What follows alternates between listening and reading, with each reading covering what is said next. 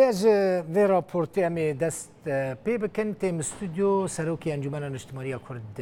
لسوریه انا کسی ابراهیم برو میوانی منه که ابراهیم خیراتی سپاس راپورتا که حسین دست پی بکن مسیون عمر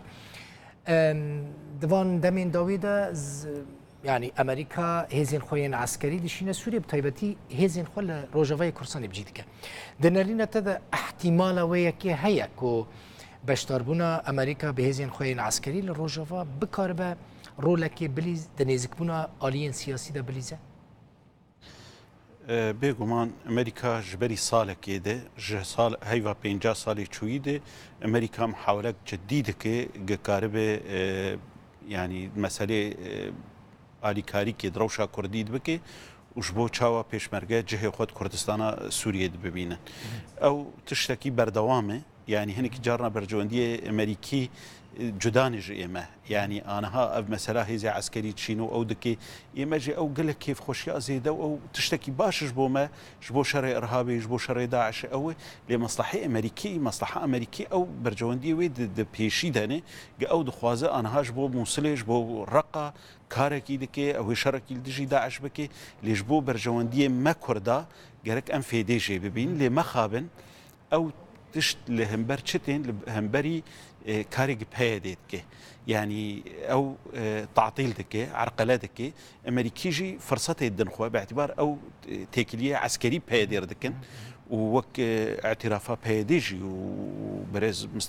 صالح مسلم خوجت بيجد بتاع علاقه سياسي بمرناك امريكي مسألة عسكري ده او تاني او تاني بخطره يعني جبو ام قلكي دلي خوش نكن يعني وقتي جناب علاقه سياسي ونب قرارات دولي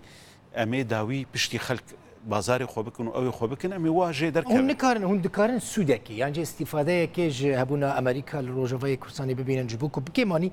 غافك راكرنا وانا كوكيان دا با فيجن مثلا پێشمەرگین وەلێدەرێ هەنە نزانم چەند حەزارن لە هەژمارەکە مەزنە پەرفێکت هاتنە پەروەردەکردن هون دەبێژن اعترافێک بۆن تێکردن هون دکارن هەبوونا ئەمریکا لە ڕۆژەڤەیە کورسانێ بکەن ڕیەک کەوان پێشمەرگان دەرباس بکەن أنها بأمريكا رجيب حمد دولة أوروبي ودوه بيرمش فرنسا هاتنه أم بزلاليد بيجن هبونا بيشمرجي كردستان سوري جهوان كردستان سورية دولة دنيا تفدا جي بهور كرنه وناس كرن جاف بيشمرجي وجه قل كردستان سورية بينا لحطانها يعني تشتي هريما كردستاني وجناب سروق برزاني كر او مسألة جنهش شري ناف كرداد تشي ببي لي او دشت حتى بردوام ناكي اف بيش مرقا وي فقاره ايما وك انجمانا اجتماعي كردي وك سياسة هريما كردستاني جي ام دخوازم باتفاق اكيد بن رعايته اكيد فقاره جبرقي يعني ري نيدان وافتح عنه تشيبه واوي اليه دجي بتناخو نما كار هريمي بباريزي يعني اوي ترسا ام جي ترسن روكي ام تير در كفن لي ام بهيفيني اوي امريكا واوروبا جي بتايبت انها دولتي اوروبيجي قالكي جهدارن لفان مساله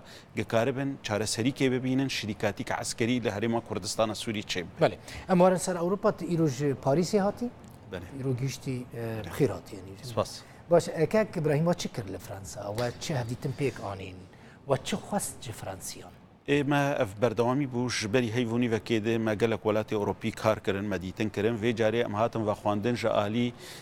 لجنه پیوندی در و پارلمان فرانسی ده براستی هجمارک مزنج پارلمانی فرانسی 23 کس خواستن گهداری سیاست انجمن اجتماعی کردی بکن و دناوان ده ین لجنه دفاع جهبون ما وكنارينا انجمنا اجتماعي كردي هنكي شروع فكر برسيوان جهبون بتايبت لسر جنيفه لسر بيشروجا سوريا ولسر روشا بيشمرغا بتايبت كاتش احتمالات درباسكرني تشاوا هونكارن لهف بكن چلو هونه بهور کار بکن بی هون شر هف بکن پرسنوانی گرنگ هبون لی داویه جی نارینا خو بکرتایی دان خویا کرن انه اما بینن پرچبونا کردا نجبو برجواندی کردایی تشتکی خرابه یادن دوی بردوامیا کردا د کنگره جنیف د محافل دولی د او كردا بي بحر ناكي يعني جبو بيش روجا سوري تشتكي قالك باش نرينا واجي نرينا وان بوجي بيغومان ويا سياجي اوان سوزدان جي وك دولتا فرنسي وولايات اوروبا دجي او كاربن تيكليما فرحتر بكن خرطر بكن تشب الين خارجيه را يعني هاي وانج ناكوكين دنوبرا ودا هنا مثلا هم ديريكت نوبرا و بايدي يعني خبر دارن دزانن نوبرا ودا تش مشكله بيغومان او جي دزانن وباش برسادكن ودزانن جي وقتلو ايرو تشتكي خرط دستي بايدي هي مثلا سيطره عسكري سر هريمه تشتن زعيف لجم بايدي هنا او تشتانا لجم منه خرطبونا ميه يعني الكاريا ملت بمر ملت لكيلك عمد سكنه علاقات ما بجيرانا رخوشن علاقات ما باوبوزيسيون سوري رخوشن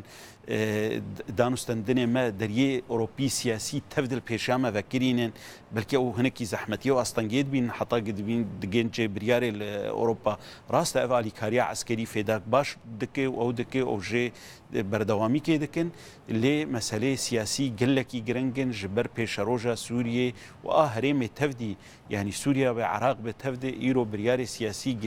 ناف دولتي تنستندن وقوي نقشه سوريا وعراق مستقبلي جيت ولاتين دنيا اوروبا تدعوتي جوره هاتنا يعني جيت الدريه دن جوره هاتنا فاكرين بيغومان نزيك يعني نرويج سويد هولندا امريكا روسيا ام يعني د بروجرام مدى افتفدوا بين ديتن يعني چه ولات اوروبي بن چه امريكا چه روسيا چه تركيا يعني افانا تفدد دروجه تيده او تفدد تركيا باشه او انا ها خواستنه يعني رئاسه وزراء تركي خواستنه مرونن اف دو جارمه تاجيل كريه لبشتي ام جوله خوي اوروبي وامريكي هناكي بمشينن امي وانجي ببين قالك سباس سروكي انا كسي ابراهيم برو ميفانم بوي سباس